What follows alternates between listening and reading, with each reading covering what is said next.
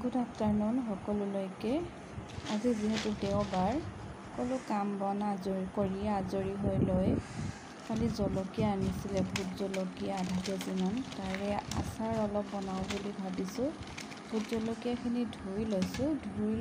এতিয়া ৰ'দটো নাই, ফেনৰ তলতে অলপ শুকুৱাই লওঁ। শুকুৱাই লৈ পকা অলপ টান চাই এইকেইটা কাটিব লাগিব।